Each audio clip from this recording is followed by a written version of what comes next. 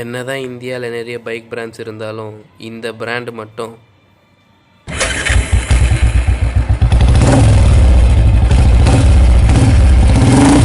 Guys நீங்கள் சரி correct தான். அப்போ இருந்த 80sலேருந்து இப்போ இருக்க 2K வரைக்கும் பிடிச்ச ஒரே பிராண்டுனா அது ராயல் என்ஃபீல்டு தான். அதுக்குன்னு ஒரு தனி ஃபேன் பேஸே இருக்குது. இவ்வளோ பெரிய காட்டிலேருந்து ஒரு சிங்கத்தை பற்றி பேச போகிறோம். அந்த சிங்கம் பேர் கான்டினென்டல் GT 650.